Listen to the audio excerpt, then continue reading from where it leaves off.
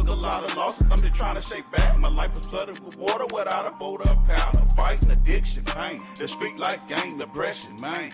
Here we go again. I had to stand on my own too. The game don't owe you. Hater, they try to fool you. It ain't nothing they can show you. So what the hell you gonna do? Like a diamond in the rough, I pressured up. Man, enough is enough. Pressure bust pipes, I'm about to explode. See, knowledge is key to get me where I'm trying to go. I got sick and tired of running them streets. I know the better way for me to feed my peeps. I couldn't raise my kids like the streets raised me. So I changed my route so they can really see that this is the best of me. And cooking up success is the recipe. You're the best of me. You gotta stay focused, you gotta maintain. You gotta stay focused, you gotta maintain. You gotta stay focused, you gotta maintain. That shit come with the game. Through all these losses, you gotta stay focused, you gotta maintain. You gotta stay focused, you gotta maintain. You gotta stay focused, you gotta maintain. That shit come with the game.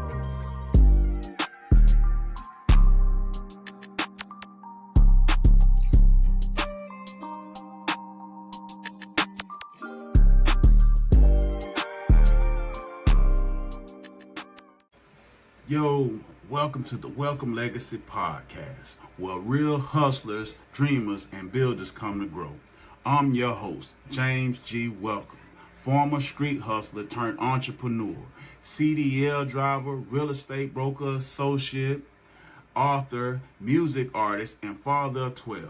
I've been to prison, I battled addictions, I started from zero multiple times, but I built my business, Welcome Legacy Maintenance, from the ground up with my kids by my side. I've dropped books, I've dropped music, and now I'm dropping gems. This podcast is about transformation, legacy, and leadership for the culture, for the streets, and for the future. So if y'all are ready to build something that lasts, tune in, lock in, and let's grow. Let's get it.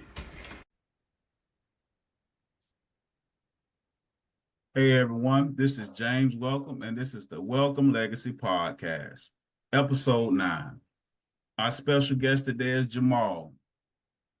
The title is Your Past is a Chapter, Not the Whole Story. In this powerful episode, I sit down with Jamal, a father, correctional officer, and a Chevy car enthusiast raised in the same neighborhood I come from.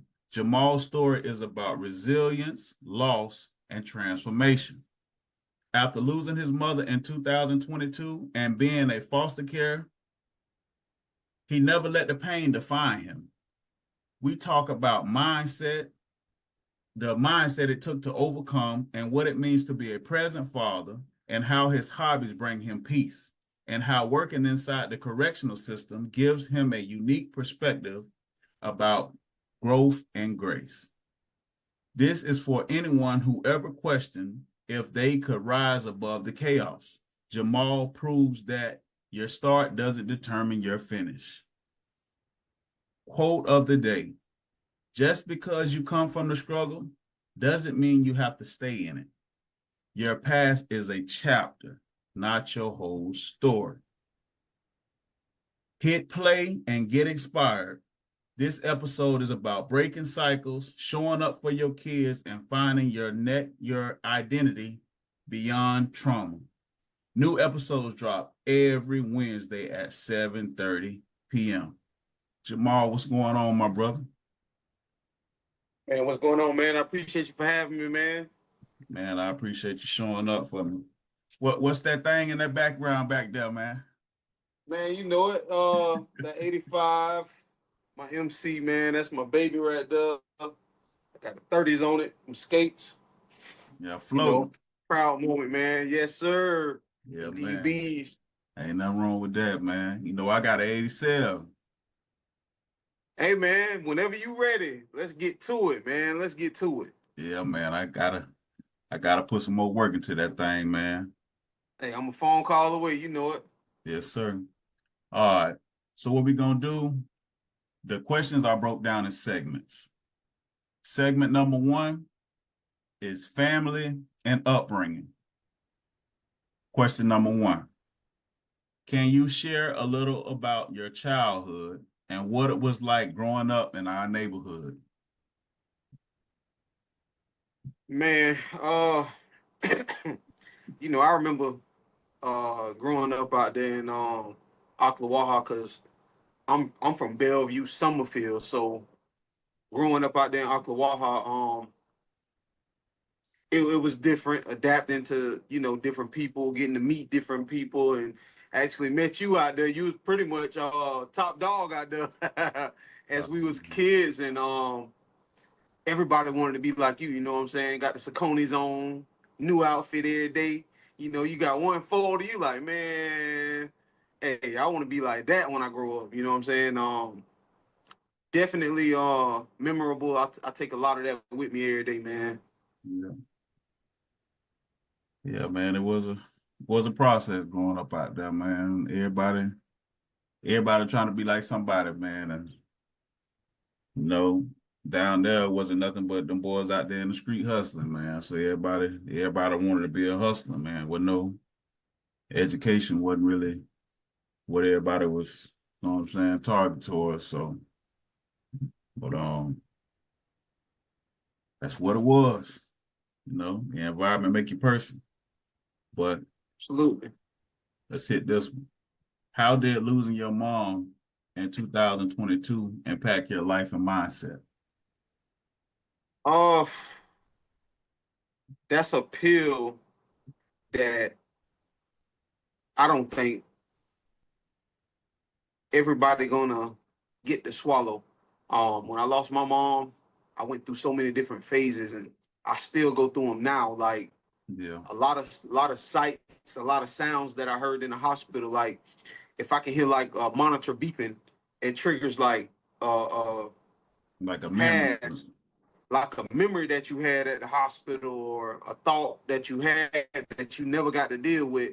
And like until now, I still deal with a lot of the things, with getting a trach put in for my mom, getting a feeding tube put in for my mom, my mom being in the coma, never waking up, and never basically getting to say, hey, this gon' this gonna pass, but I'm Yeah, not gonna be here no more. yeah, And the biggest part of that is dealing with it every day. To know, like, the last conversation you might have had with your mama, you trying to remember whether it was good or whether it was bad. No matter which one it is, your mama not here no more. Your mama never got to tell you, hey, goodbye, even though she sorry. welcomed you into this world. And that's, man, that's Yeah, tough. yeah, man. Yeah, it's rough. It's a lot of us growing up, man. Your mama all you have. That's it. You only get one of those. Yeah, only one. And you know me, man. I was raised by my mom and my grandma, man. My daddy was ripping running them streets out there doing whatever he was doing and in and out my life, and all I had my Facts. mom. And you had to be big brother for everybody. You Yeah, was raising yourself and raising your siblings as well, man. And yeah, kudos to you, bro. You did it. yeah, man. It was a process, man. I wish like a lot of things you do growing up, it'd be a stepping stone. So I really don't regret a lot of things I did because it wouldn't have made me become the person I am today. Because everybody has to go through that process. But Right. if I could go back, I would have told myself, "Hey, man, you need to keep doing the right thing and lead everybody in the right way because you got an impact on their life as well." And it was just it's hard though, dog. It's real hard when you don't have no guidance for yourself, right? You have you Right. have um you have so many people like just like the little ones looking up to you, and you don't have no father or nobody else, so you trying to figure life out on your own. You're Right. taking Or you got a father, he still think he a teen, and he's still running the streets. He still want to yeah. be young. You know what I'm saying? So, Mm-hmm. you Yeah. gotta be that. You gotta be that big brother at all times. That Yeah. big dad. Mm-hmm. So I remember some nights like I was like, man, I gotta be better than my daddy, man. I gotta be better than my daddy. So I would come home from school. So everything I learned in school, I come home and teach my sister. I learned my ABCs. I come teach her damn ABCs. I learned these words here. I come teach her these words. I learned the math and stuff. I come home and I teach her. And me and her bonded. Like she 4 years younger than me. And I got one that's 12 years younger than her, though younger than me. So looking up, just being the best I could for them. But fathers play a big role in the house, though. Exactly. You was basically grown when you was little, you know what I'm saying? Yeah. Yeah, man. It's a process, bro. It's a process. All right. What were some of the biggest lessons your mom taught you before passing? Uh the one of my biggest lessons that I learned, before she passed was believing that you're gonna do what you say you're gonna do. And what I mean by that is, I bought I bought this car in 2016. My mom was the last one to see it in the stage that it was in. Even though I had the wheels on it, the car was in primer. It was pretty much getting prepped and ready to go. But she told me before she passed, she said she walked into the shop like she knew the guy at the shop. Walked in there, she said, "Where the car at?" I said, "It's right there." So she was like, she looked over my wheels, she looked over this and this. She said, "You gonna kill him?" And I was like, wow. And then a couple weeks later, we going through what we went through with mom, and we getting ready to pretty much get ready to bury her. And I wish she would have never said that. You know what I'm saying? Like, you gonna kill him. And it came back to me later, and it was like, wow, she said this, and here it is. We got to deal with this with her. Yeah. So definitely believing in what you say you gonna do, you gonna go ahead and carry it out. Yeah. Follow through with it. Facts. Just like your car got your mama name in there. Absolutely. Yeah. It's got my aunt's name was Charlene. She died in 98. My grandma passed in 2019. Her name was Altamise, and then my mom's name was Maria. So I took pieces of their name and combined it in one and just made it a name. I'm making it a brand. You know what I'm saying? So when you see that car, if you see the name Char Alta Maria in there, that's me. Mm-hmm. Took it nice though. But you have to follow through what you set your mind on. Absolutely. Yeah. Even if the path get hard. The hard, Absolutely. yeah, And the hard part, all it do is it molds you, right? right. It chisels off the bullshit that you had on you and make you into the person that you're supposed to be, right? Absolutely. And Absolutely. yeah, because if you give up, you just show that you're a weak person. Absolutely, man. Yeah. These days we have to be strong. We have to be strong and we lead by example. Absolutely. You got to be the best you at all times. Yeah. And be ready to grow more too. Because we gotta Absolutely. You'll grow never stop into growing. certain situations. Yep. You'll never stop growing. No, you can't. All right, let's hit number 4. You were placed in foster care. You was like what? That was I middle was school. 10. I was 10 when we was placed in foster care. Hold on. Like It a lot of say, people don't understand. I had young parents. yeah. You were placed in foster care. How did that experience shape your view of family and stability? Man, listen, I went through 5 homes, and I tell you, I take every bit of family that I was taught through all of those different families, and I combine it into one, Mm-hmm. and I make one big monster out of it Yeah. because I never had a dad. I never had uh, a mom that was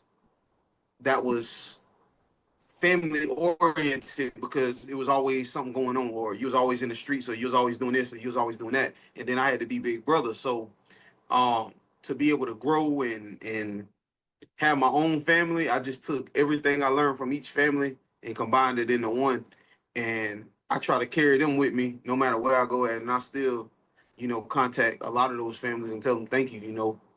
No matter how old I get, no matter how big I get, no matter how far I've gotten in my life, hey, I appreciate it. Yeah. So basically, you took the good and the bad and made the best out of the situation.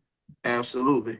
because going through that many homes, that might make it seem like you was a troubled child. Absolutely. All right.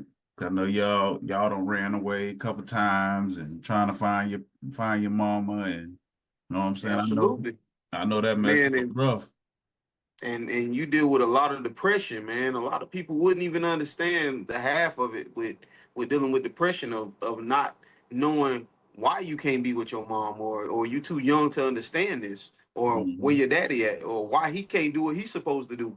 You so young, you not absorbing that, but you want to know, and you deal with that depression, and sometimes it might beat you up while you're at school, it might beat you up while you're at home, and it weighs a child down.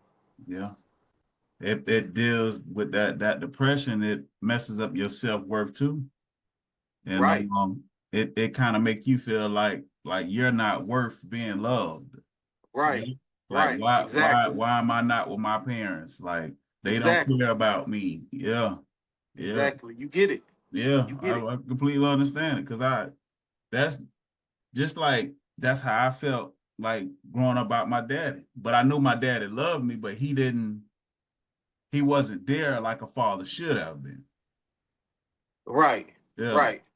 Yeah. So I felt more loved by my mama than I by my daddy. But my mama got up and worked. My mom used to work 17, 18-hour days.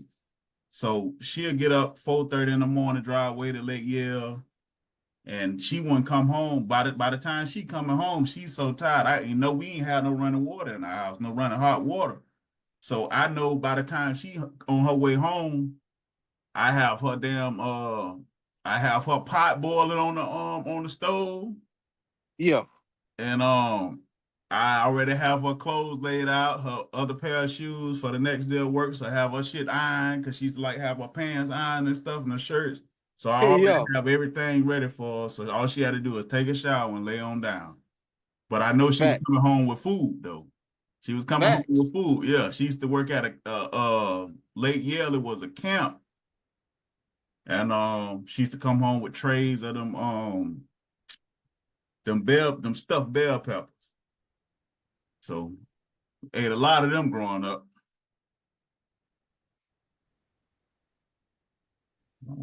Let's see. Your camera froze. Yes, sir. Man, I'm grilling at the same time we doing this. Hey, man, I'm multitasking today. You multitask, huh? Yeah. Yes, sir. Yeah, but yeah, we ate a lot of them damn stuffed bell peppers. But there we go. That's it, number 5. What helped you stay grounded during those tough years? Um, man, I figured out I spent a lot of days sitting on my behind due to my behavior. And what I found out about myself in that time of sitting down and being on punishment and learning life, I found out that I was an athlete. And I used to have a therapist that used to come to school to see me once a week. He'll come in the cafeteria while I'm eating lunch in middle school and sit beside me. So, all the other kids, they laughing at me. They don't understand that I'm dealing with depression. But at the same time, no matter when I'm running the track, no matter when I'm shooting a basketball, no matter when I'm catching a football, I'm at peace because I'm releasing all of that stuff that's Frustration and bottled up stuff. inside me, and Mm-hmm. I'm releasing it, all that energy, to the rest of the world, and I'm not gonna be able to get in trouble for it. You know what I'm saying? So when Yeah. I got to high school, bro, I excelled at another level playing running back at North Marion, and I excelled to another level because when I'm in the backfield, I'm counting all 11 people that's on the other side of that ball, and my biggest fear is getting hit. So I had to figure out a way to count these people as I go and run up the field. And I always counted from the line to the linebackers to the secondary. If I know I got past 6 people, I know I got 5 more to go. So Yeah. once I know that I got past them 6, the other 5 ain't coming nowhere close to me because they weren't already there. And if they Yeah. didn't get me when I was going to the sideline or going through the middle, they ain't gonna never get me. So I used that depression for positive energy. And I used it on the field week in and week out in football. And I excelled pretty well, man. I excelled. And that's how I beat depression. Mm-hmm. See, that's great. See, you found it out early though. Absolutely, because I was always on punishment and I was always sitting down. So I dealt with more depression sitting down, not being active. But when I became active and started playing, I was like, wow, this what this feel like. So I knew for a fact that You could nobody transfer could that ever energy. stop me. Yeah, you could transfer that energy. Yep. But And not get in trouble for it. mhm, because a lot of people turn depression into other things. Like they start getting Absolutely. depressed, Go to they drugs. start using drugs, they start just be aggressive towards everything in their life. Yep. So they Yep. turn that into Absolutely. You, anger. bro, Um, you get it. yeah, people turn into they just turn into like a black recluse. Like they just shut down, stop talking, and like it just messes them all up, man. But learning how to deal with depression through weightlifting, through sports, through it's multiple different things that you could do, man, just to channel that energy. But Absolutely. yeah, Absolutely. yeah, but that was great though. That was great though, and it showed you a different side of yourself. Absolutely. And it showed you that no matter where you come from or where you came from, you can always excel at at that next level and make it out of that environment. Mhm. That's some good stuff there. All right, we at segment 2. This is career journey, correctional officer. Correction officer. Number 6. What made you choose the path of becoming a corrections officer? I think once I finished my career at from high school, going from school to wanting to go to college, I think like just the journey of just running all the time, it never benefited. And I wanted to go into the workforce, but I knew as a kid I wanted to do a form of law enforcement. I just didn't know what side of it I wanted to do. So once I figured it out, I jumped in there and I started learning pretty early. This was back in like 2008 when I started learning, you know,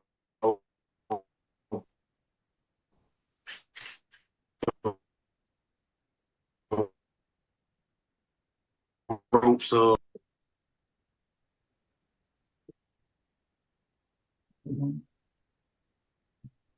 Got a kind of little lag in now. You said 2008.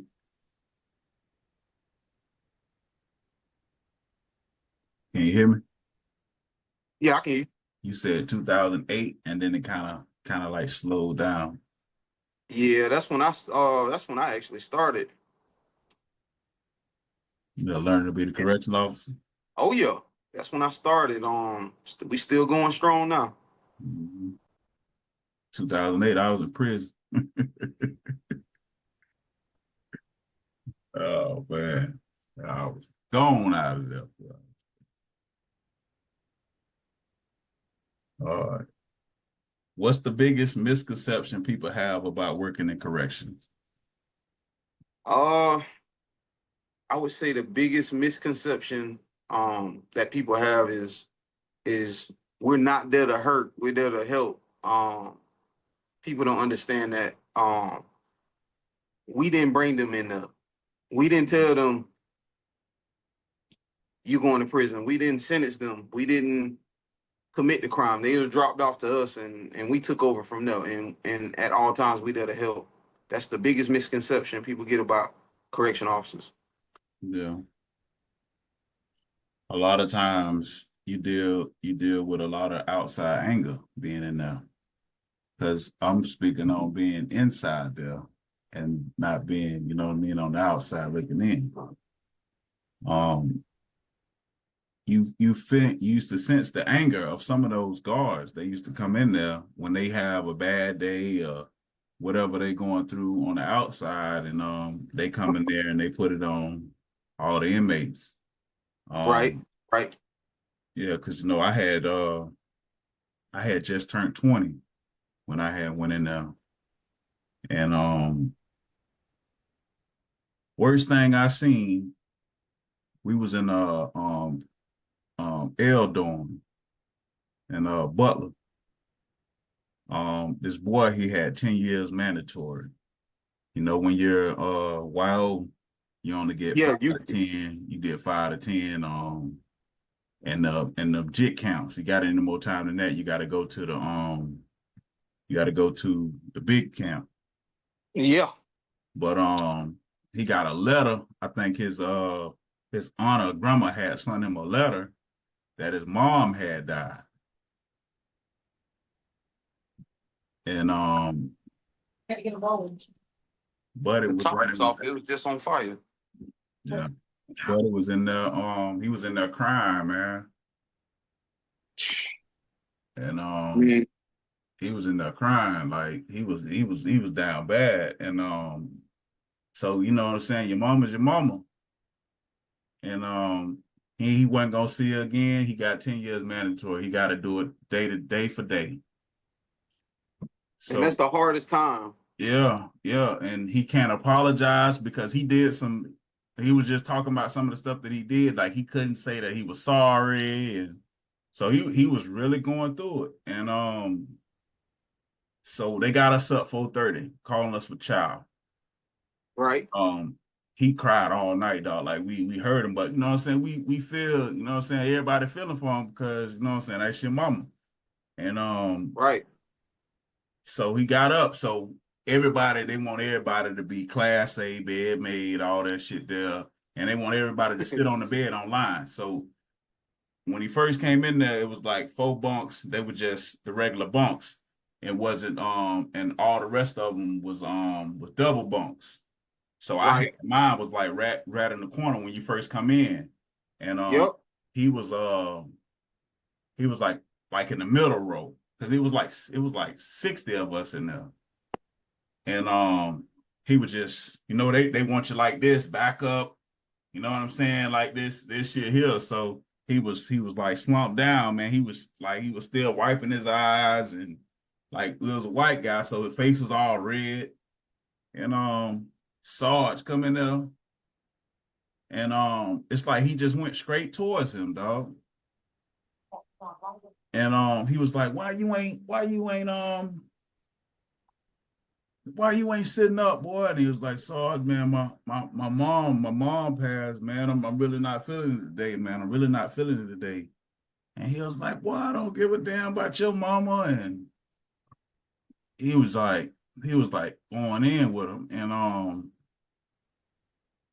he made the boy get down off the bed, got him on the wall, got him on his knees in front of the wall with his hands like this. And had a shoe. He had a shoe, and he was hitting him in the back of the head with the damn shoe. And Buddy was trying to hold his composure much as he can, but he was getting so mad, but he didn't want to put his hands on the dude. And so he was like, "What you want to do, boy? What you want to do?" What he was like, he kept egging him on. And then he took him in the shower. He took him in the shower and choked him out.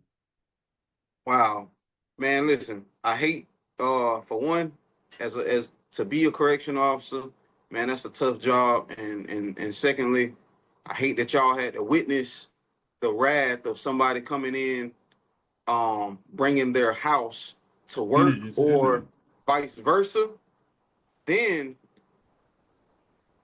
I hate the fact that some officers can't empathize. You never sympathize, but empathize with somebody if they're going through something, because you don't know who you gonna need being that officer. You don't know when you gonna need this person to step in for you or to say something for you when your back turned, or when you least expecting something to happen. You need that person that's gonna be there and say, hey, nah, he cool. You ain't gotta worry about him. He ain't like that. You know what I'm saying? And you need that in corrections. And it's those weak links, that those people that stay around for so long, 25, 30 years, that pollute the place and make it bad for officers like me that go in there for a good cause. Because I've had people locked up, my mama, my daddy, my cousin. My cousin been locked up since he was 14. He got 20 mandatory years, and he don't get out until 2028.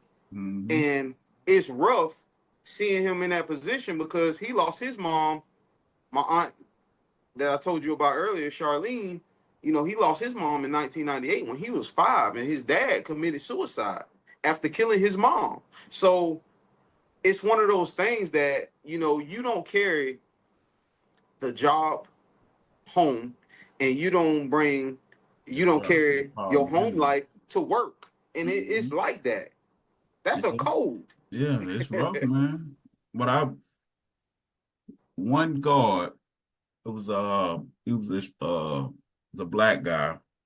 He was all right. He was cool. He was cool though. And it was this boy from Jacksonville.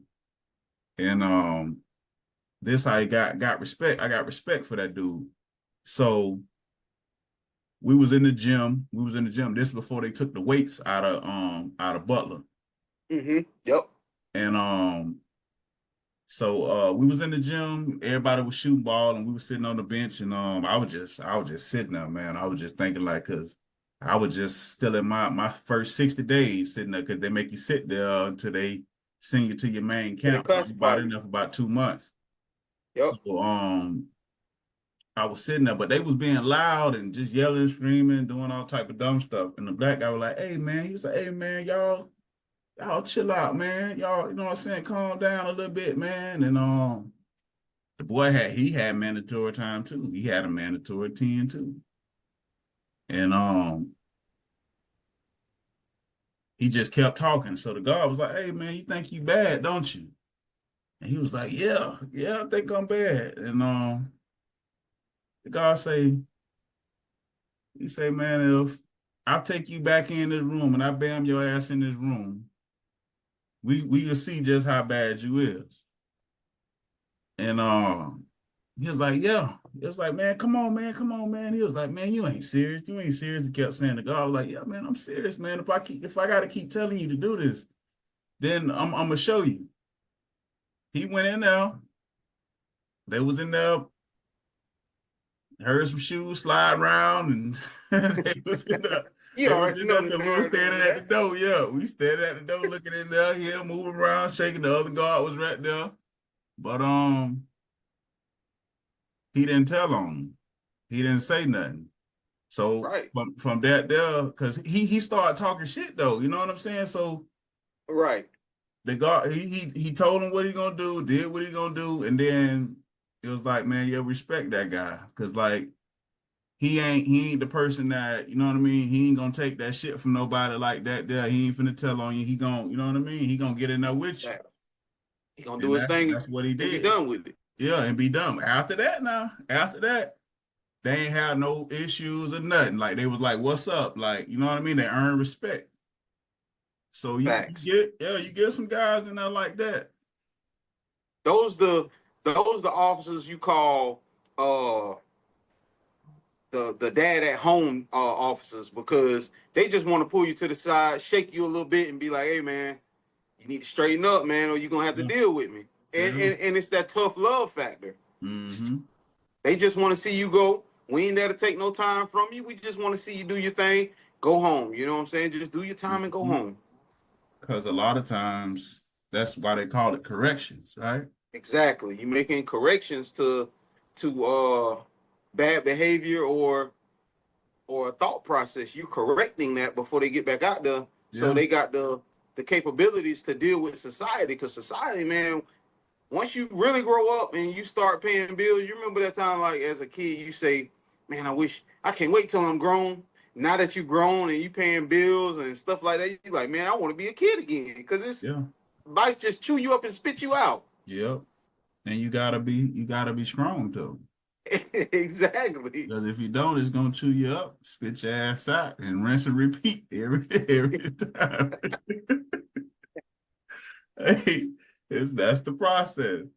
Yes, But sir.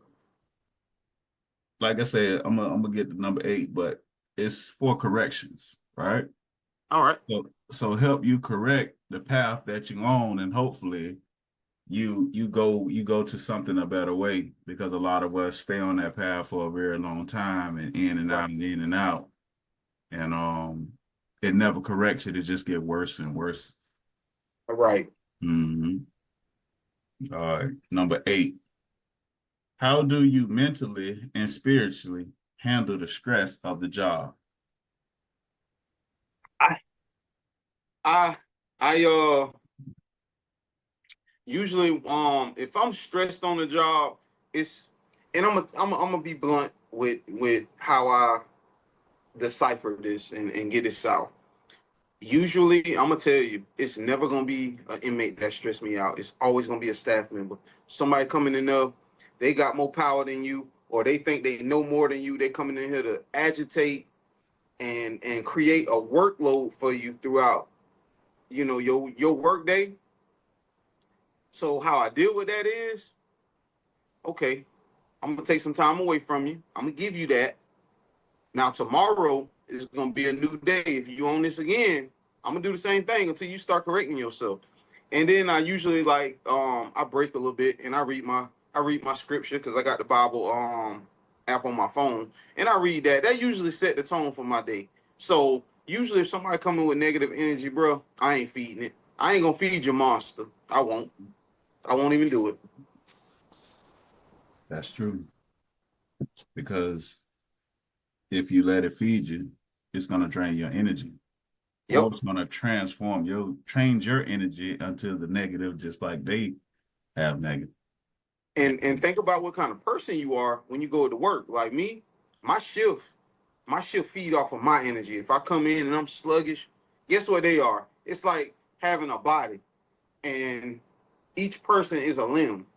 Like if I'm feeling sluggish, they feeling sluggish. But if I'm up and I'm like, hey, let's get to it, they in that same groove. And to have a person like that on your shift, everybody needs that person that everybody feed off of, because that's where all your energy come from. Yeah, that's true. See me, just like morning, and you got the paper right here. In the morning, the morning set your tone for the day. Yep. So when I get up in the morning during my work week, Monday through Saturday, I wake up at 4:45 in the morning. 4:45 in the morning, I got my schedule on my board. 4:45 in the morning, I get up, I come in here, I say my prayer. First thing I do. Yep. I brush my teeth, make my coffee, do my affirmations. I do my affirmations. Then I read Proverbs. I read the Proverbs, whatever day it is, I read the Proverbs. So today, the 20th, You know something. I read the 20th. Yeah. I You used to do the supposed to read same thing. I did a the same thing when I was proverb. in prison. Yeah. Yep, a proverb in the morning and you read the Psalms at night. You know something now. Yeah, man. Proverbs good, man. Proverbs. And that set my tone for my day. And I tell myself certain stuff. I tell myself like, you're powerful, you're strong, you're smart. You feel me? You're unstoppable. That's another one I say, because I do when I be doing my little workout in the morning. So that sets my tone and that sets my mind. Like, I can't be stopped. Whatever I'm finna do, I'm finna You a conquer this machine. day. Yeah, because you can only Absolutely. conquer one day at a time. Absolutely. So, but I've been doing that. I've been doing it for a very long time now. So I train my mind. That's how you train your mind. And another thing I do, I got a whole bunch of books. So I try to read at least 5-10 pages a day in the morning. Like if it's a business book, a stock book, a motivation. I just bought these right here. You know that they're taking a lot of books off the shelf, right? Right. Digital. Yeah, but the digital, they're taking a lot of history books off the shelf. Facts. So I got Facts. two of them. That I seen. This is one of them. They came before Columbus.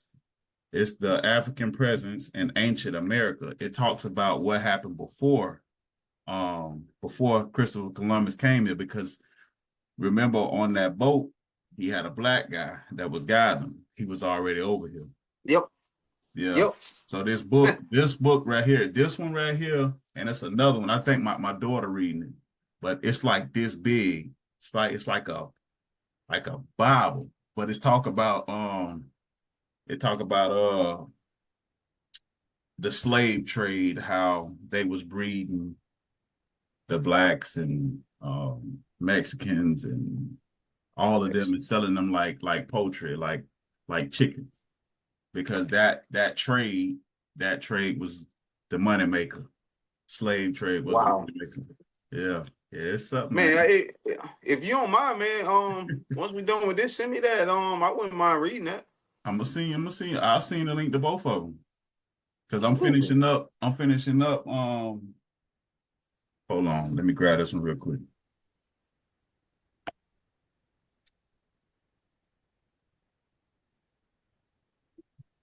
Ugh. This book right here. This book right here. This book, The Richest Man Who Ever Lived, talks about King Solomon. Secrets to Success, Wealth, and Happiness, right? Stephen K. Scott. Foreword. This book right here breaks down the Proverbs step by step. And if you like to read, this book will get your attention. If you sit there with it, you'll probably read the whole damn thing. But I try to read a little piece at a time. But it's basically principles. It talks about a lot of different things in our life. Like sometimes we're driven by greed. Sometimes it's basically we have to balance our life, right? Because Solomon was the wealthiest man in the world. And Absolutely. he let greed tear him apart, and he lost everything. So I could dive into it, but I'm gonna send you them 3 books. I'm gonna send you that one, and I'm gonna send you all 3 of them so you can look at them, and they some real good books though. Real good books. All right, where was that? Answer the stress. Have you ever seen parts of yourself in the people behind the walls? Yeah. All the time, man. No matter who it is, what color, no matter what background, you always find a little piece of yourself in somebody else, and you want to be that older self that's talking to younger self at all times, and you want to guide that person and say, hey, just because you're here, that's not going to define who you are. And I tell, no matter how many of them come and how many of them go, how many come and go within 10 days, 5 days, they come back in jail or they leave. I always tell them that's not going to determine who you are. And that just tells them that no matter that they're locked up, that's not going long term, that's not going to determine the outcome of their life on what they do with the rest of their life. You know what I'm saying? Mm-hmm. I give you a story. It ain't really a story because I went to prison. My 18th birthday, I got hit by a car. So on my 18th birthday, like that day, like 1, 2 o'clock in the morning, I got hit by a car. Wow. I got robbed by my daddy. I was wanted. So I woke up in the hospital. My whole thing, like, man, I'm finna ball today. I'm finna ball. I'm fresh, got my little Celtic jersey, my jean pants. Like I was fresh. But when I woke up, I had a sheet over because I before I opened my eyes, I was start patting my pockets. I know I just made a killing. So I was like, yeah. So but I opened my eyes. It was a sheet over my head. All right. But I flipped out. Oh man. Yeah. It was a damn sheet over my head. I woke up, I grabbed it, pulled it over. Trav's mama was there. Wow. Yeah, she was there. He say, your daddy took everything. and he left you. And that shit that tore me apart right there. She said, your daddy took everything and he left me. Wow. Police outside the door. Police walk in that mug before my mama got there. He say, Mr. Welcome, you know you got a warrant for your arrest. Your head drop. I said, oh, Lord. I said, man, you finna take me to jail too? I got hit by a car. I thought that was jail. That was jail. I'm finna go to jail too. Hey, man, my mama came. I said, man, can you wait till my mama come? Because they say the doctor said you didn't break no bones. You're pretty beat up a little bit, but you didn't break no bones. We checked, we did x-ray, you know, I had no concussion because I had my arm was all messed up. My head busted windshield. So I had like glass all in my face, all on my chin. Like all this hair was gone. And wow. They took me. He actually rolled me down to the damn police car, helped me lay down in the back seat, took me to the damn jailhouse, fingerprint me, let my mama take me home. And it terrified me when I turned 19. So when I turned 19, I was like, man, I'm not going outside because last year I got hit by that car. So it kind of messed me up. It kind of just made me stay in the house unless I'm riding around in the car or something like that. I'll go right back in the house. So Dang. 20th birthday, violated probation, going to prison. That now, does that solidify what I said that's not going to determine who you are? No, it don't. Because I'm going to tell you. So me being in prison, it helped me, to tell you the truth, because I was on a crash course before. So when I went in there, they put me in general population. When I left Butler, I went to CCA. Okay. So they put me in general population. General population is wolves out there, right? There's some wolves, there's some sheeps, a lot of fake ass wannabe gangsters thought they was tough and all that there. So my whole mindset is, am I gonna go back out here in the street when I get out of here? Or am I gonna try to change? So like I say, your environment makes the person, right? Right. So I stayed in that general population about a month and a half. And all of a sudden they came and took me out of there. I don't know why they took me out of there. So they put me in RDAB in a drug program because I had drug charges. So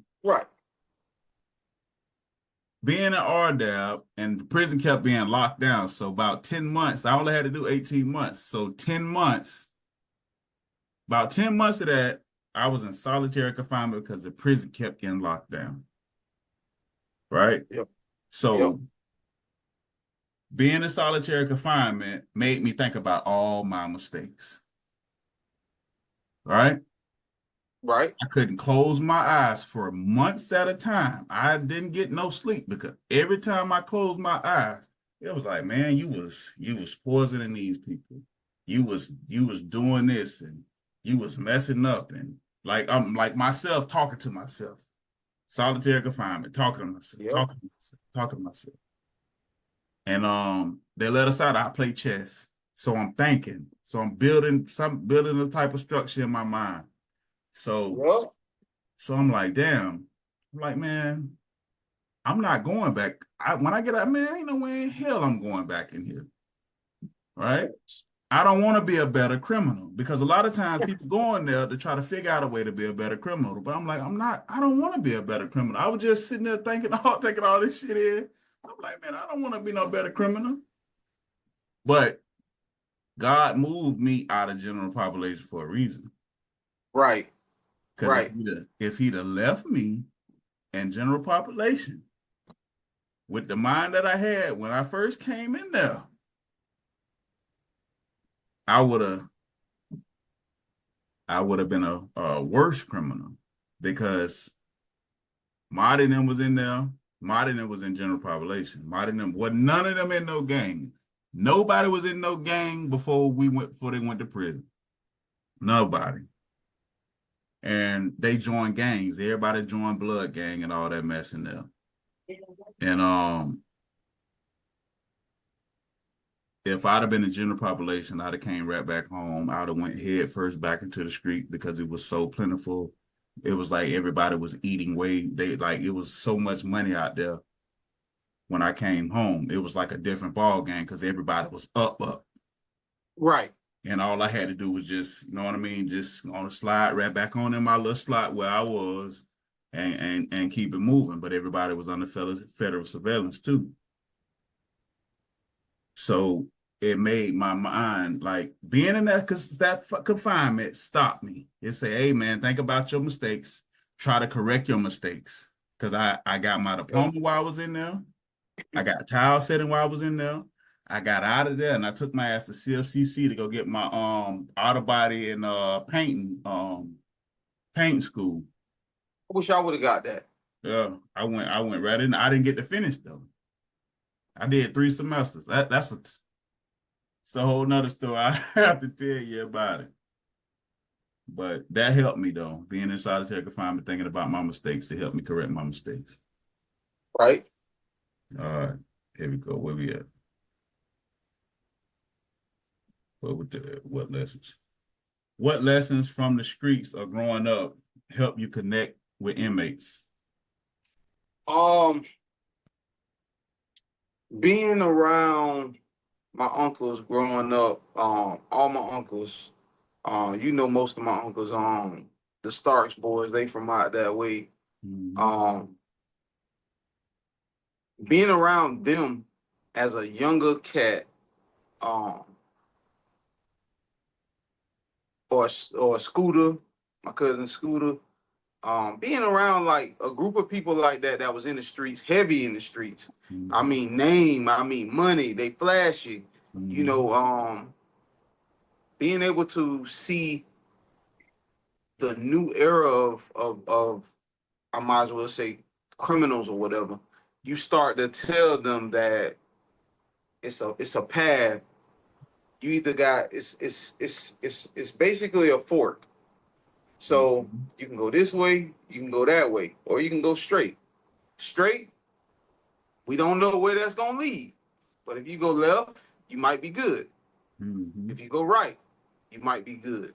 Now, that path that's unknown is the path that the average person gonna choose. And to know for a fact that you can relate to these people and tell them that, hey, this gonna keep you from seeing the graveyard or long-term time in prison, let's make the right choice here. And when I go into work every day, man, I promise you, my motivation is different. My motive is different. My motive is to inspire, to get a different look of a correctional officer to people. And you don't want that negative image of correctional officers. No, because think about it. Rick Ross used to work in corrections. And when they asked him about corrections, he said he never worked in there. What's wrong with saying, this was how I got my money? Music just so happened to work out for me. Were you a bad correction officer or were you a good correction officer? Yeah. Me, I'm a great correction officer because I'm always there. I'm on attendance. I'm there for the right reasons, and I'm there to motivate and inspire. Now, I always tell people, don't make me do my job, which would be the other side of it, which would be, hey, you got to do these reports or you got to make sure this person get locked up. Now, I can relate to you all day long because I've had family that's been through these same trials and circumstances. Let's talk about it every day. I don't want the whole story. Give me pieces of it. And then at the end, before you leave, I'm going to give you a solution to exactly what you're going through so you don't have to come see me again. Yeah.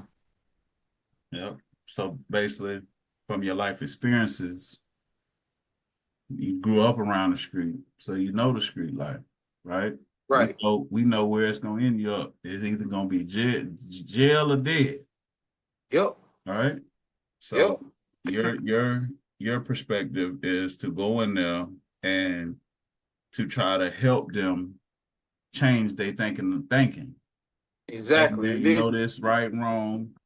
Let's try to correct this. But I ain't gonna push you because it's your life, right? and think about it. It's not going to determine who you are. We always going to go back to that. It's not going to determine who Yeah, you are because you're here.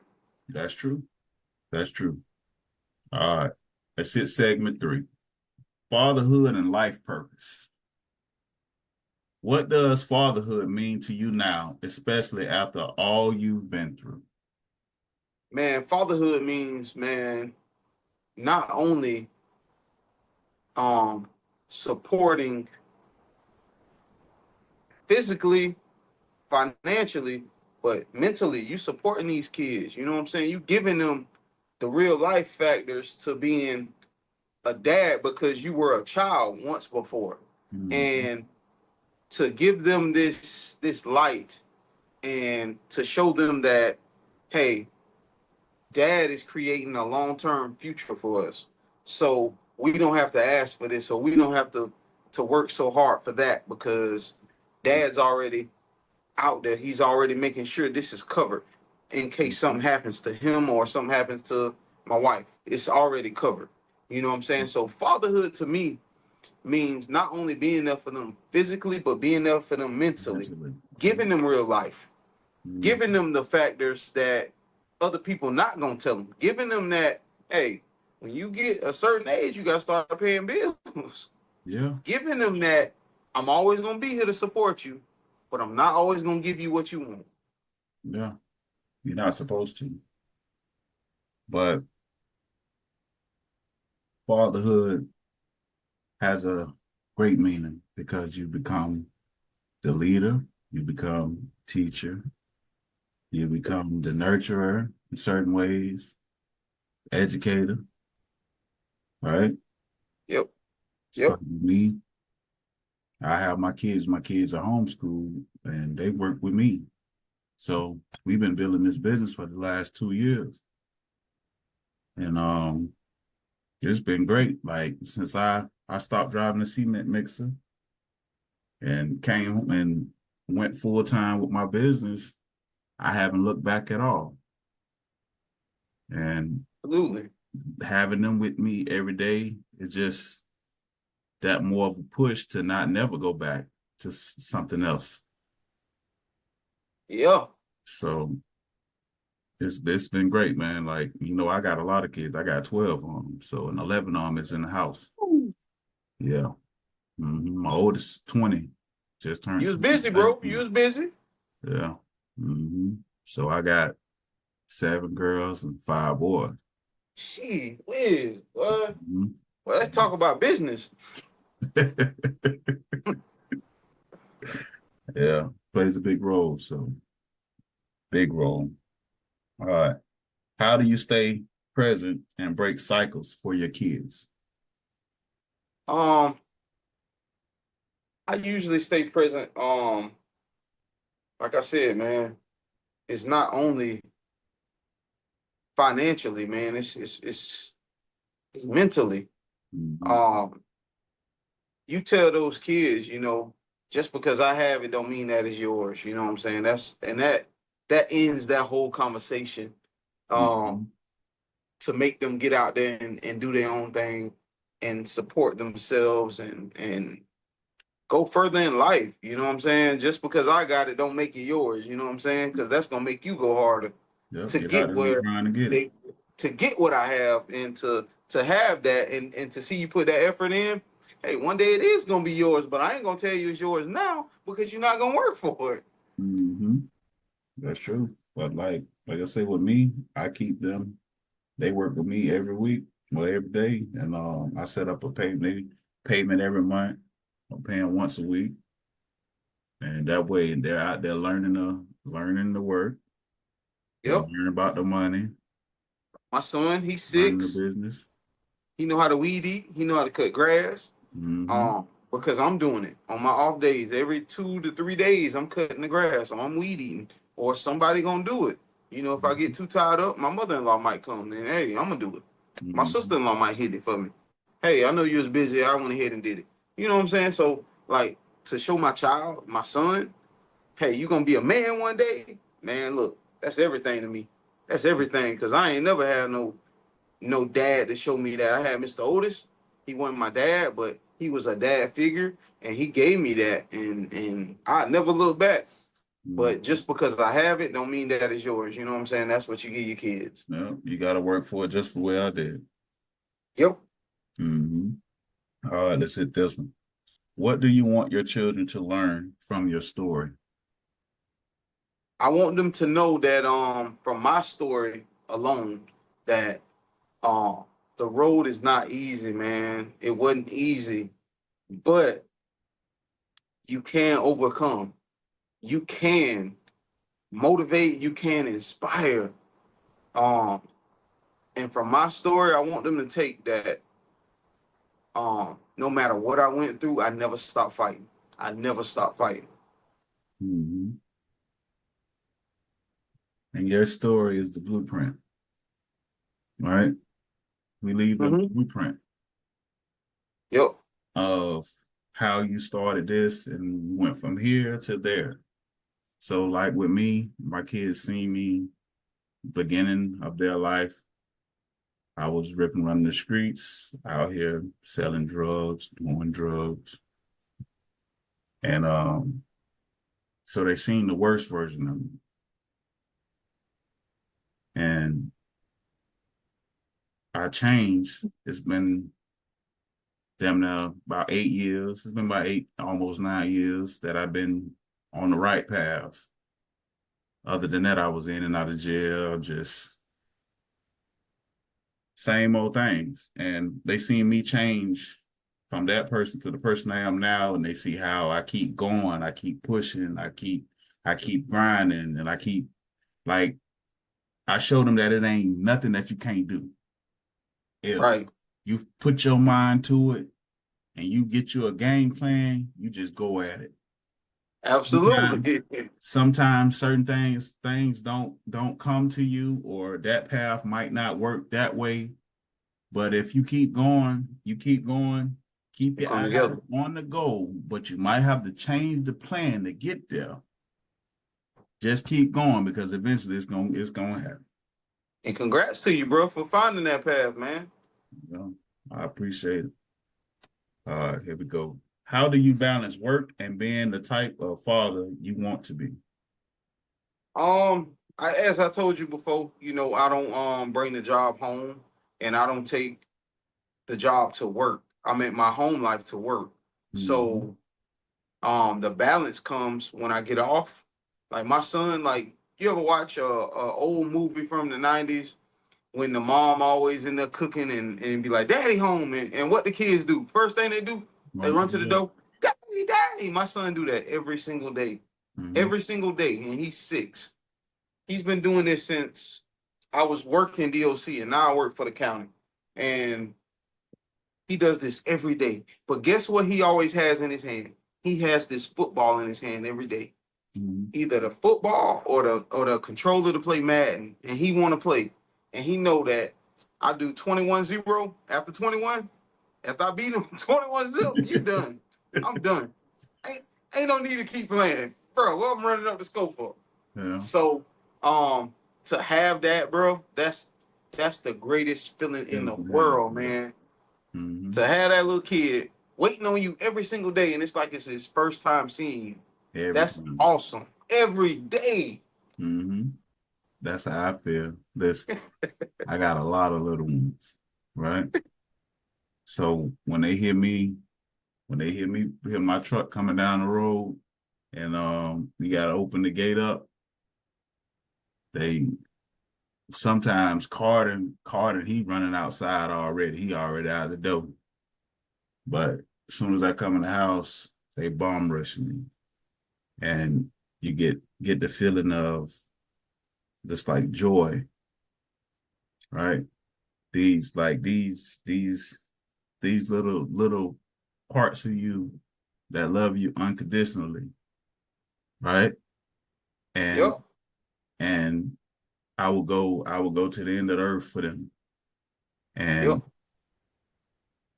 that keep me motivated. They keep my mind stable. They keep me focused. They keep me Yep. determined to keep trying, even when it's hard, because life ain't easy. Never. And certain things, people might look at it and be like, yeah, man, you living good, or you doing this, you doing that. But don't nobody never know the battles that you still fighting within yourself.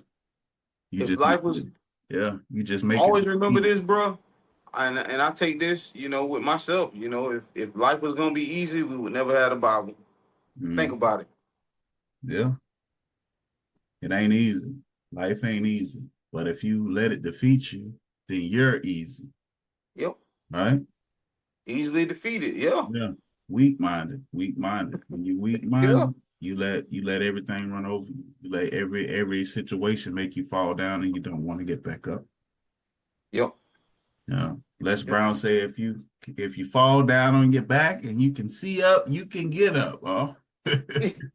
Yeah. If you can look up, you can get up, huh? Yeah. Yeah, but seeing them kids every day, man, that's all the joy I need. Shit. Yeah. I'm And I at wish, like I got a 16-year-old, I got a daughter. I wish like for once in her life, like she would I don't want her to side with me or understand, my whole life or understand, that just because I'm not with your mom doesn't mean that you're not valuable to me or that your life is not valuable to me.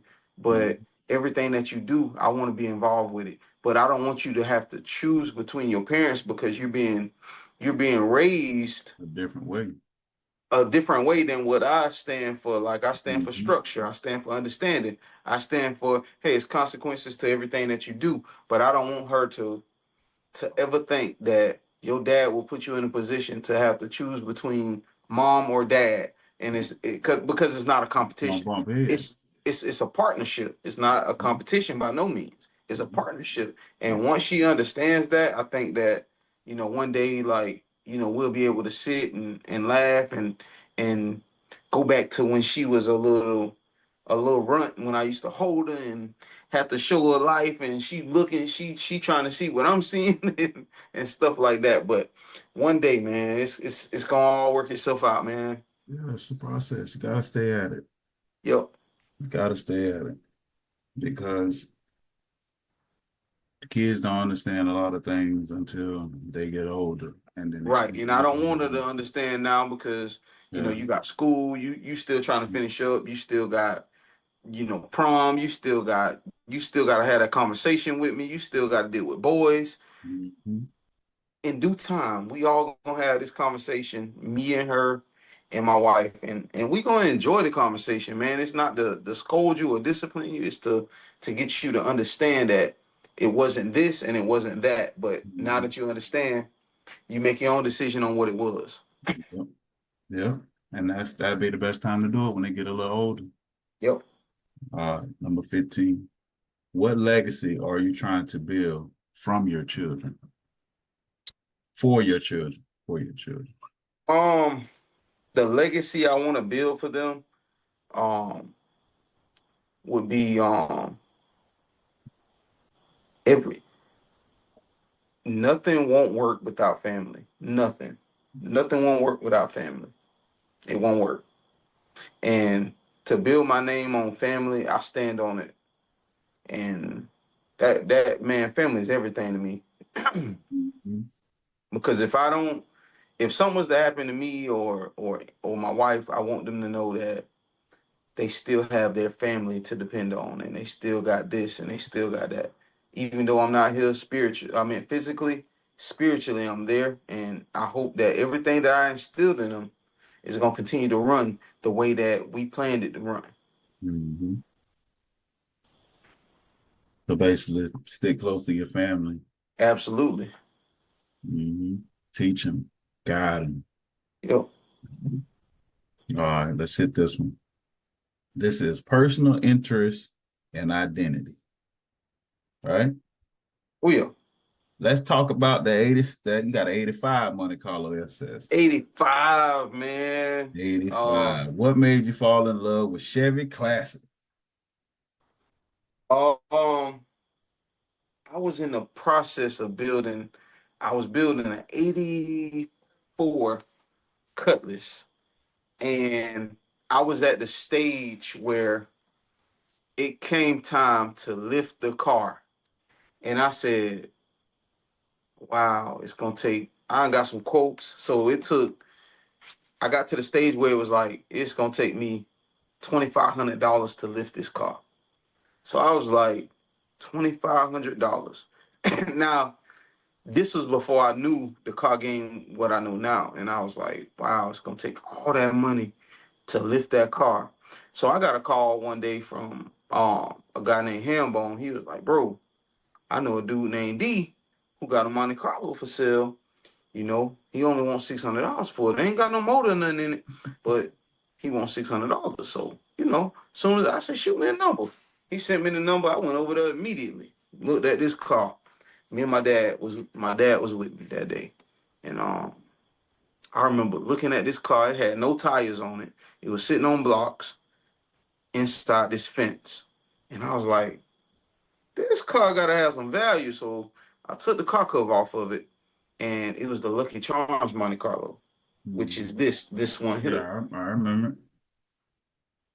And when I seen it, immediately I said I want it. I gave him the $600. I think I gave him $7, and the dude blessed me with a 454 big block and a 400 transmission, in which it's the 400 in here right now. Yeah. I took the big block out. Now, when I got this motor, when I got the car delivered to the house, he delivered the car to me and everything. Now I still got this Cutlass. I still got to do something with. Now I just got this Cutlass back from the interior shop, and all of that. They had did my dash and everything. So I had this bright idea. I said, let me transfer everything from this car to this car. So the next day I started transferring everything, and everything was a direct fit. I mean, direct. Yeah, From dash to the doors to everything, seats. I said, wow, I just did something that I don't know long term what's gonna happen. So I fell in love with that car then. And you know, the front wasn't on this car. It had the CL front, which was to the Monte Carlo, or some people call them the ugly fronts. That's the ugly fronts with the faux lights, with the plastic grill on the front. That's the ugly front to everybody. So I ended up having to go buy another front for it. I bought some fenders for it. I was like, wow, this car taking shape. But when I put the rims on the car, the rims were outdated and they were ugly. So I was like, man, I don't like this car. And when I put the big block in there, I started back loving the car, because when it fired it up, it was so loud, it was aggressive. But when I drove the car for the first time, it had no brakes. So I'm driving the car through town. I think I was off of 14th Street. I went over the railroad tracks, and out of nowhere, my brakes kicked in. Man, I thought I had done pooped everywhere in this car, bro. I was terrified. I got the car back to the storage. I said, we taking this motor out. It's too much. It's more than I bargained for. I didn't know I was going to have to go through all of this. And as you know, I had a did different color then too. Yo, it was red. It had all the airbrushing still on the Lucky Charms. And I was like, man, let me find something else to do with this car. And long story short, 7 interiors later, it's sitting right here behind me. 3 paint jobs later, 6 rim sets later, it's here, and 2 motors later, it's here. Yeah, a lot of work, man. That's a lot of work. But you talk about overtime and time that I got in it. Like, I can tell you now, bro, I got at least 85 to 90,000 in it, doing all that work over the time that I did it. And just to get this one product that's sitting behind me, and it's mind blowing, bro. It's mind blowing. Yeah. But when you love something, man, you stay at it. Don't give up on it if you love it, you know? Yeah. It's But like a I woman. got Hey, if you love it, hey, fight. because mine is the LS, so it's the single lights.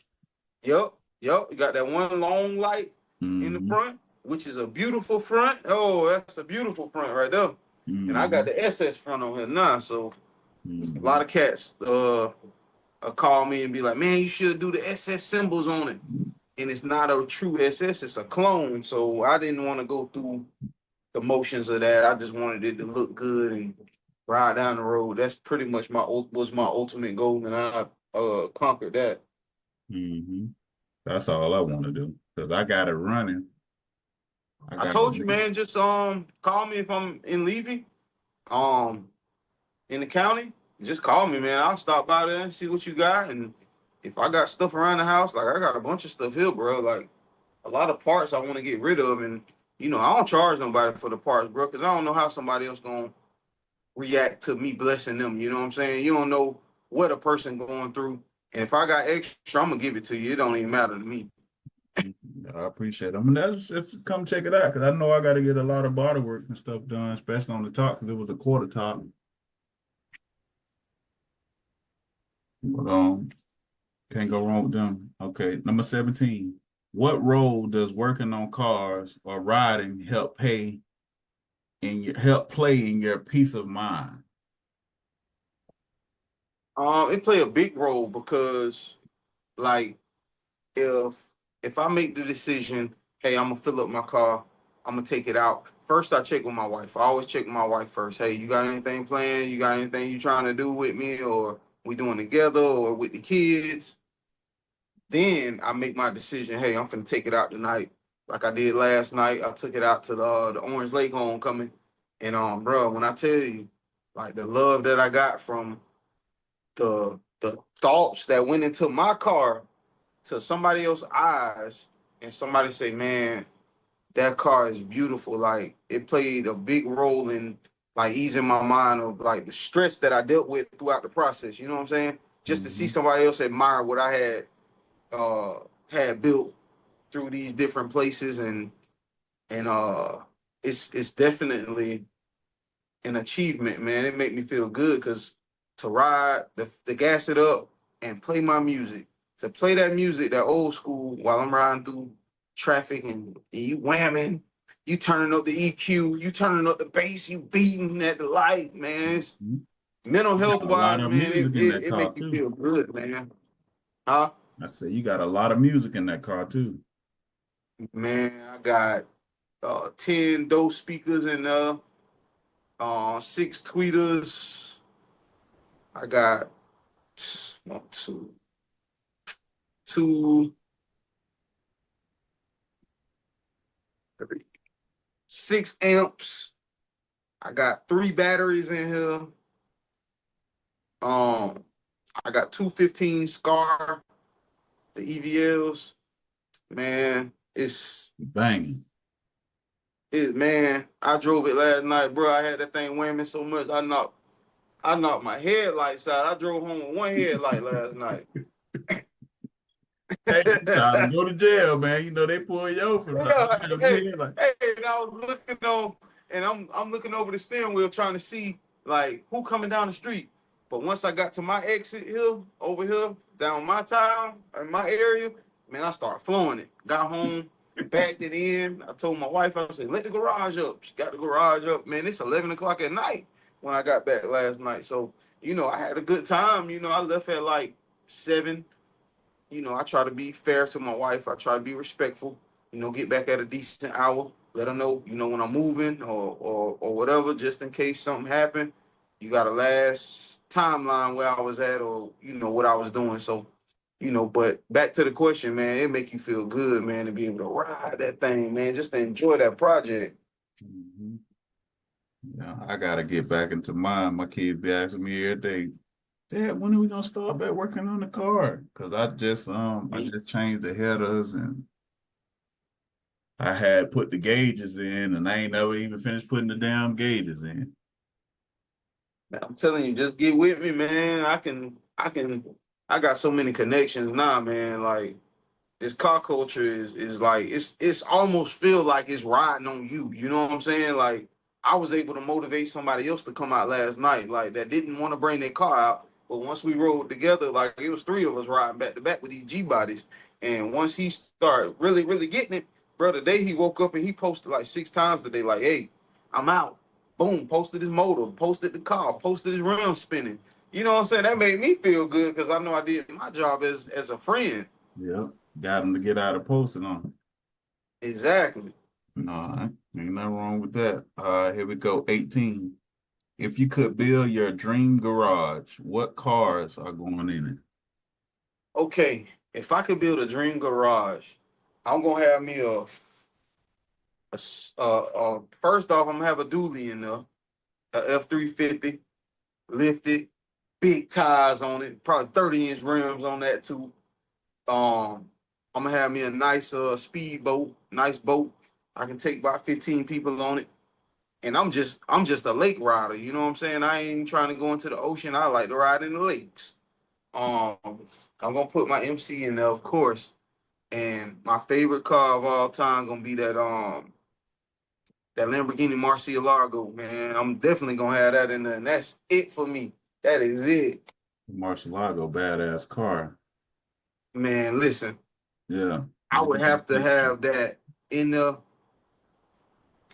Yeah. The Just, one, what, just I wouldn't even drive it just to know that I own it. Is it? Yeah. That shit was 0 to 60 in what, 2.6 seconds or something like that?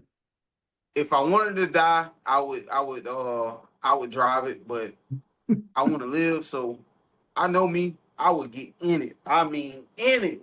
Oh man. Yeah, you gotta drive that thing. Drive that thing like a grandpa, man. Yes, sir. Mhm. All right, let's hit this one. How do your hobbies keep you motivated and focused outside of work? Um, I I think my hobbies tie into me owning you know, just like you, bro. Like owning my home. Like that's what keep me motivated outside of work. Just knowing that I own it and I'm able to do what I want to do, when I want to do it, how I want to do it. You know what I'm saying? Because I own it. You know what I'm saying? That's what makes me. That's what keeps me motivated throughout the whole process, and it keeps me into my hobby. Like I'm sitting in the garage doing an interview with you, and I've been out here for hours, and I've been grilling at the same time, and I've been sipping ginger ale. So to know that I go to work every day to pay my bills, to take care of my family, to sit in my garage whenever I want to, how I want to, when I want to. Man, that's the greatest like motivation ever. Like that made me feel so great to be able to do this day in and day out. That is great motivation. You know, I got damn about 3 acres out here in Bronson. Bro, you said pigs. You had me at pigs when you said pigs. No, I got pigs, I got goats, I got chickens, and I got ducks. You had me when you said pigs, man. It took me back to the childhood, man. I remember getting out of school having to go feed the pigs at Old Ladine every day. Yeah. Well, she's down so there, used to have them in the back right there. Back there by the graveyard. Yep. Yeah, yeah. So did, yeah. But one pig will feed your whole family for a year. Tell me about it. Cause mine out there now, they about 500 pounds or so. And one just had 10 babies, 8 of them survived. So I got a boy and 2 girls. They about 500 pounds apiece, and then we got the eight babies, so we got 11 pigs out there now. Man, y'all got them slaughterhouses out there by y'all, man, that do that, man. Look here. You living the dream, bro. That's the dream right there. Shit, we get about 3 dozen or so of eggs a day. Living off the land, my brother. That's what you're supposed to do. Yeah. But you never thought my younger self would have been doing what I'm doing now. You know what I mean? Facts. I thought you was gonna be a millionaire. You was gonna make it out the hood, and you'll never look back. Nah, man, I always look back. I'm Yes, just sir. gotta stay grounded, man. No matter how much money somebody make or whatever they do, man, you stay grounded. My kids can be Absolutely. grounded. Still got humble beginnings because Absolutely. you grow into because to say money only make you the person you is, it intensifies it, right? So Right? if you're an asshole and you become a millionaire, you just a millionaire asshole, right? Yep. But if Yep. yeah, but if you humble, peaceful person, you know what I mean? You get $1 million, you still gonna be that same peaceful, humble ass person, right? Absolutely. Money don't change the person. Never. No, it don't. But okay, where we go? Number 20. What advice would you give a young man today who feels stuck in the same place where we come from? Listen to my story. Um, Learn something from it. Listen to your story. Learn something from it. And pick which path you want to take. You want you want peace and long-term life, or you want destruction and constantly going through things. And that's the greatest advice that I can give a younger kid my age then to now. Read my story, listen to it. Look at your story, listen to it. Learn something from both of them. Yeah, and make the best choices for yourself. Make the best choices for self. And a lot of times, and another thing, don't follow the crowd Absolutely. because the crowd might be going the wrong way. Sometimes it's better to veer off and go on your own. Absolutely. Because think about it. I'm gonna give you a quick instance or whatever. Imagine being in a crowd full of people and you got two people that just take off running. What the rest of the people do? Take off running too. They're gonna run too. But then when they get to the end of the road, when everybody stop, What are we guess running what? for? What's the first question? What the hell was we running for? Mhm. Exactly. What was we running for? I was just playing. Exactly.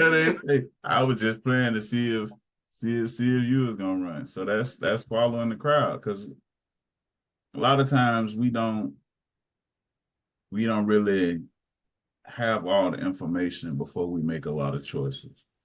Yep. And a lot of times people get too much information and never make any decision, right? Yep. Yep. So many people do that. You dive into this and you just study, but you never take no action. Yep. It's about action and then learn the process as you go. Absolutely. All right. So we fell forward. Just like when I stopped doing drugs, selling drugs, and all the other shit, I didn't know what I was doing. I was only doing what I was taught and what everybody made it seems cool to do. Yep. Right? Everybody say, "Oh yeah, you can do this and do that, man. This is cool." Even if they're not saying it, but you're looking up to these people. Yep.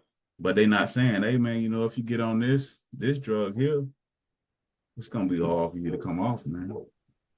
If you do this here, you go to jail for this amount of time, man. When you get out, man, it's gonna be pretty hard for you to get a job, man. Your Yep. life is gonna be it's gonna be pretty hard. So you're gonna have to figure something out.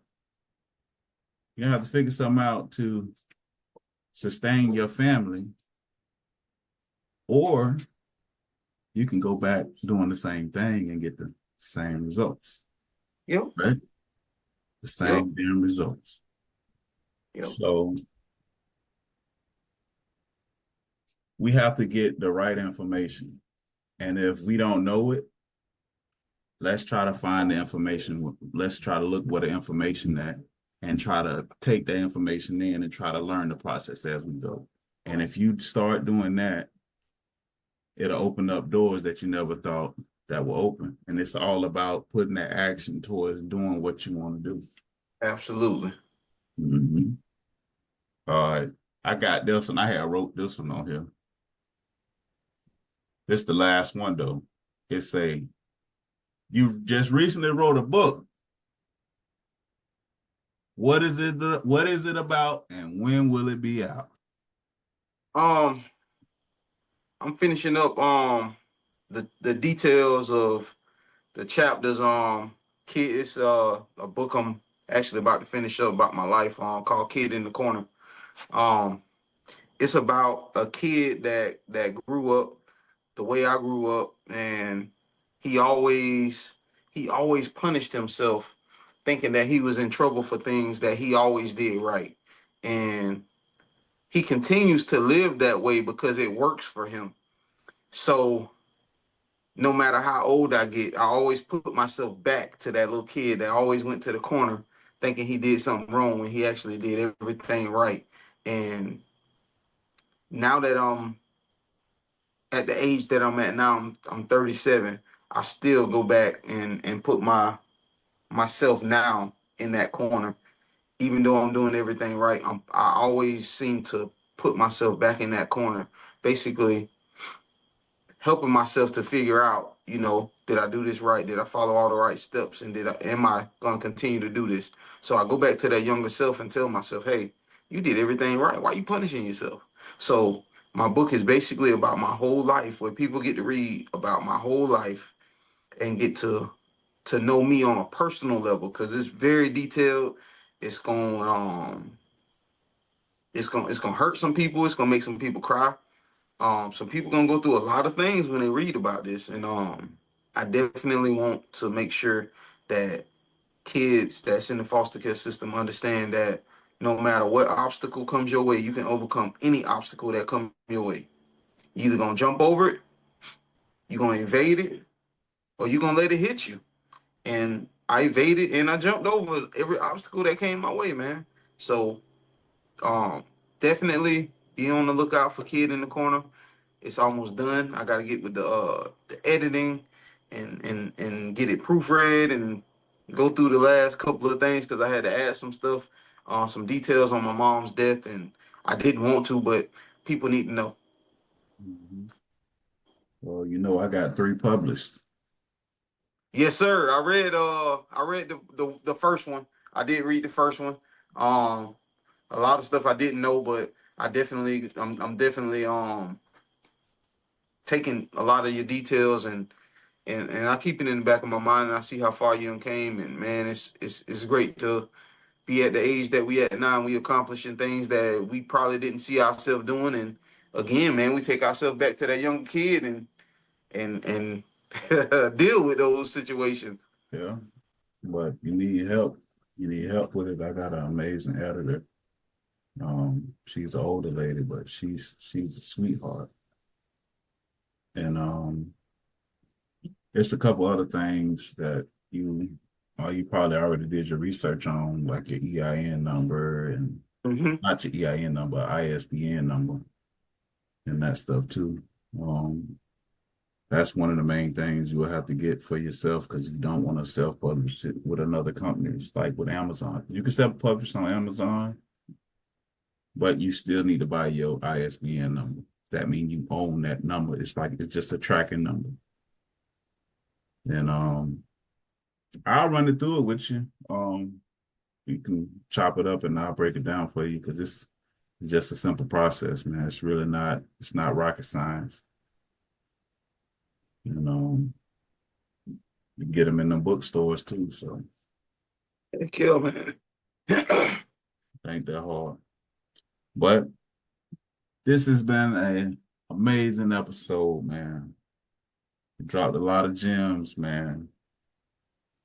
I really appreciate you coming on here, taking the time out your day, man, and come to hang out, man. For you, man, I'll do it every day if I had to.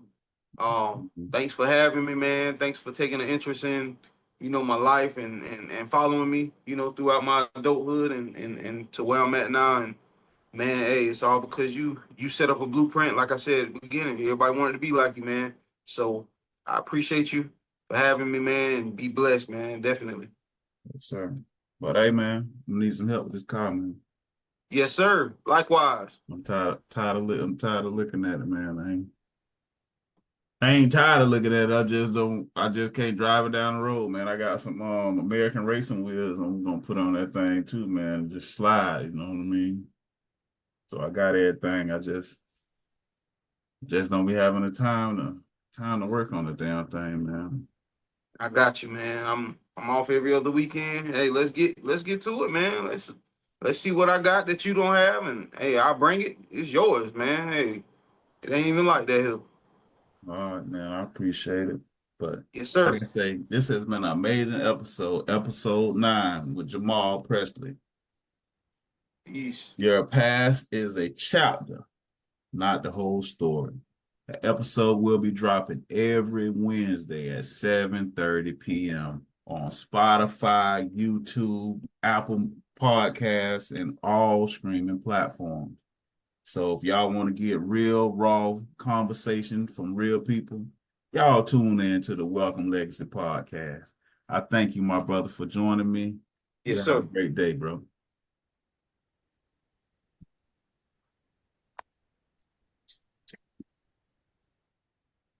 Ugh.